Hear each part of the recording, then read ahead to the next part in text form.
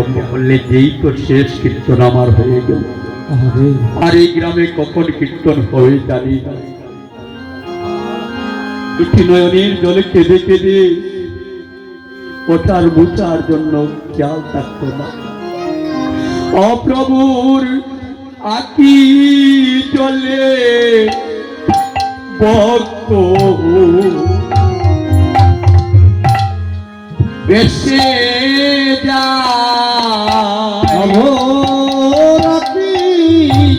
জলে ভক্ত ভক্ত বেশে যায়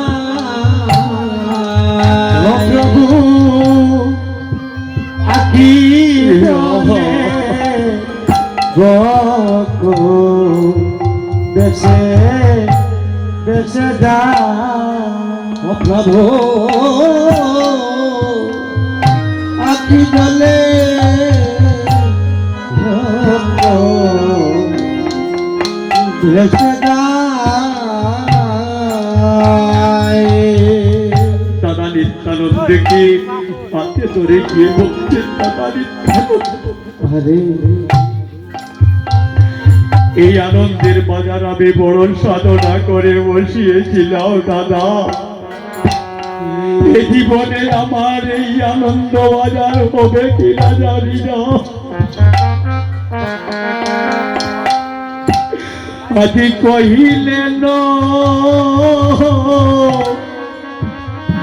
ধীরে ধীরে অগণিতাই বাইয়া গলে ধরে কহিলেন ধীরে ধীরে ভাই ভাইয়া ভোলে রে কহিলেন ধীরে ধীরে বিতাই ভাইয়া গলে ধরে ও দাদা গো, তুমি করো তোমার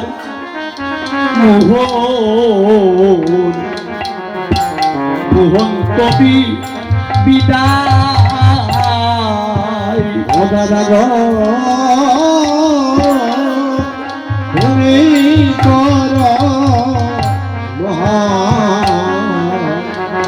মোহন কবিদায়। ও দাদা গো তুমি করো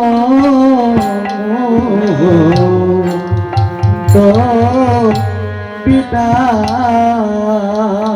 এই আনন্দবাজার বর্ষাতে অনেক দাঁড়ে দাঁড়ে মানুষের কাছে যেতে হয়।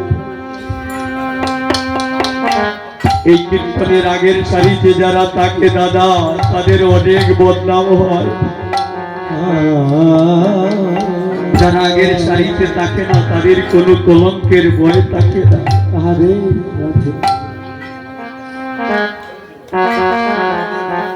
কিন্তু তথাপি কার দ্বারা, কার করুণার দ্বারা এই ভক্তির পূর্ণ আবাস আপনাদের গ্রামে হল।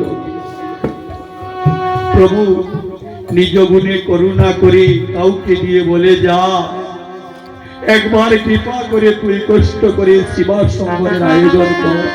হরি হরি বল, হরি বল। কিন্তু দাদা নিত্যানন্দ বলছে, প্রভু গো, এই এত কষ্ট করে আমি আনন্দ বাজার বসিয়েছি, যদি আমার এই ভক্ত সঙ্গ জীবনে আর নাই হয় গো, আমি না হয়ে সঙ্গ যারা হব ভক্ত বিদায় নাহি দেব না হয় সঙ্গ রাজা হব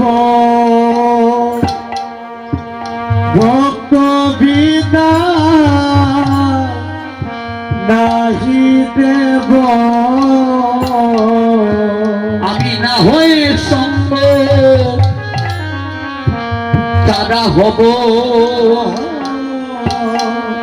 আমি ভক্ত বিদায়ে নাহি দিব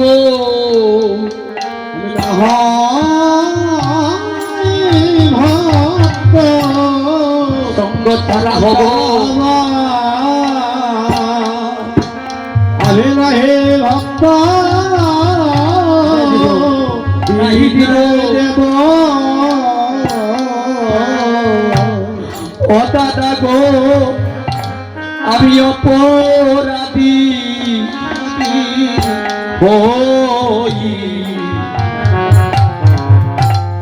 হইব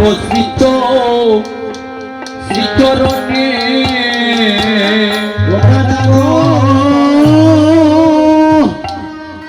অপরাধী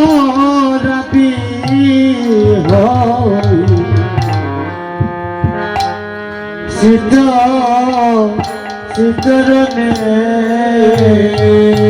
দাদা গো আমি অপরাধী